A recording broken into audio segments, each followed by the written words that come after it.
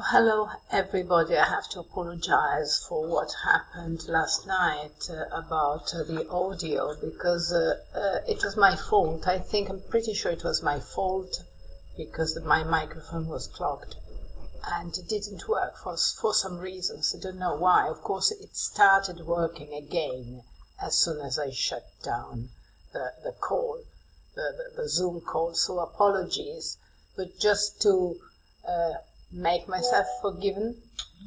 Sorry, I'm having some messages via WhatsApp. But anyhow, I decided to prepare a couple of videos for you. One about Hadrian, the Emperor Hadrian, and the other one about his villa at Tivoli.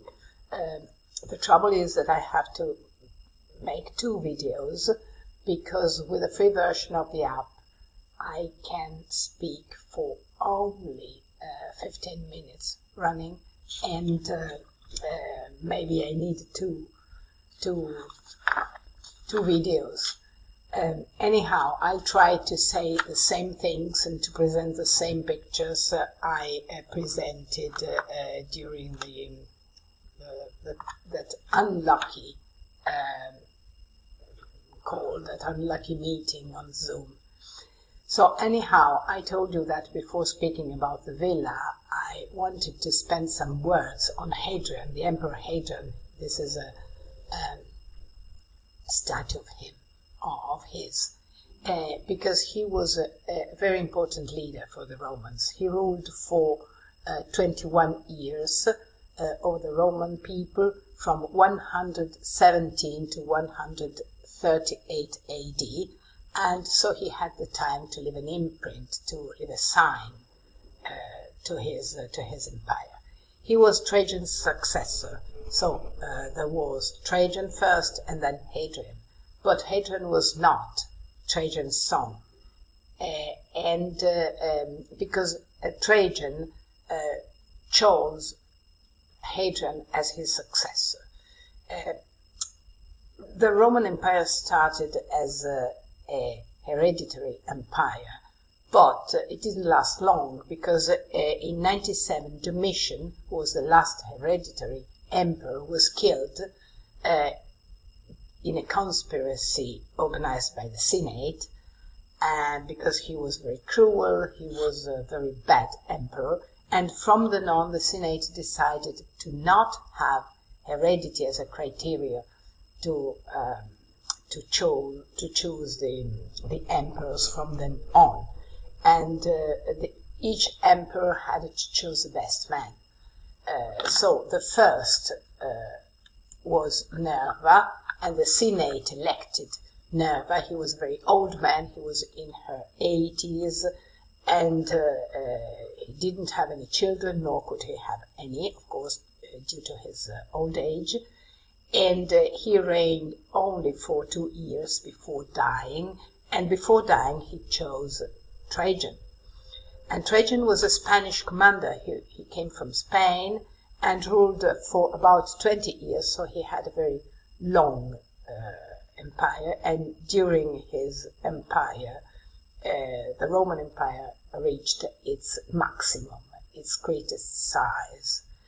And he came from Spain, and before dying chose Hadrian as his successor. But Hadrian abandoned Trajan's expansionistic policy and preferred to shield the land against the barbarians, so to shield the boundaries, because the barbarians were pushing on the empire's borders.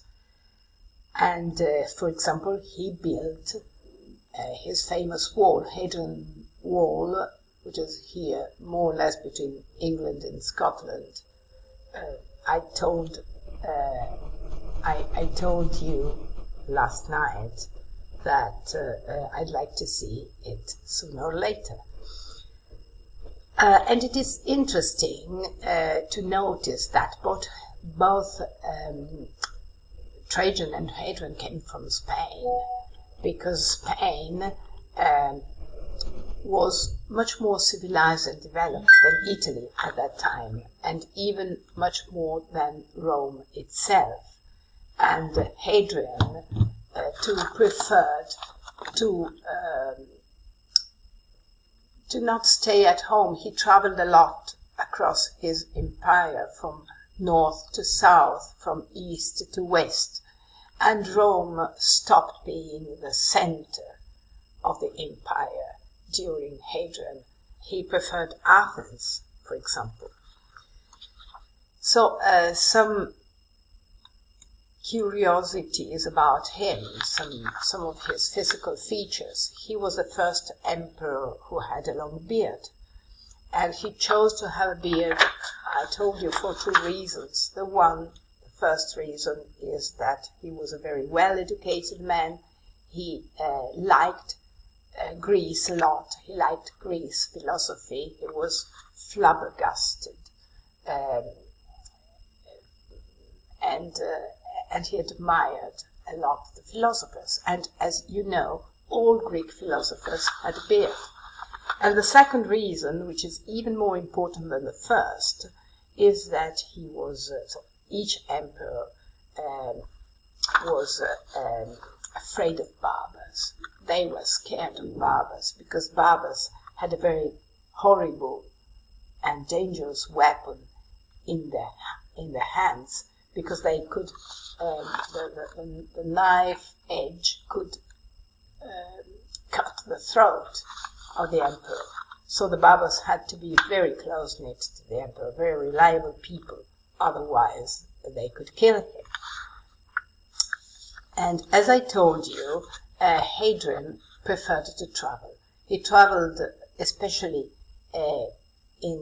towards Greece, Middle East, and Egypt. And he was very, very attracted by Greek and Egyptian art, history, literature, and so on. He also had a lover, a Greek lover, a boy whose name was Antinous. He also had a wife, but as you know, most of ancient people, very important ancient people, were bisexual, and homosexuality was not considered as a sin. So Antinous, a Greek boy, was his lover, but he died before the emperor. He drowned in the river Nile, and we don't much know if it was an accident, if he was killed, or if he committed suicide. But anyhow, Hadrian was very sad when Antinous died, and had some statues sculpted in his honor, in his memory. And the last thing I have to say in this video is that in the last days of his life, in the last months of his life, Hadrian was sick. We don't much know about what kind of disease he had, but we know that he retained water in his body, so maybe his kidneys didn't work very well. He had a disease in his kidneys. But before dying, he wanted to have his villa built. And the villa, I'll present it in my next video, is really very big, but Hadrian spent very few months at the villa with his family, because he traveled first and then because he died. So when he died, the villa was not finished yet. I think it is enough for now. It is about nearly 10 minutes, but anyhow, it's fine. Thank you very much, and see you in the next videos. And sorry again for what happened.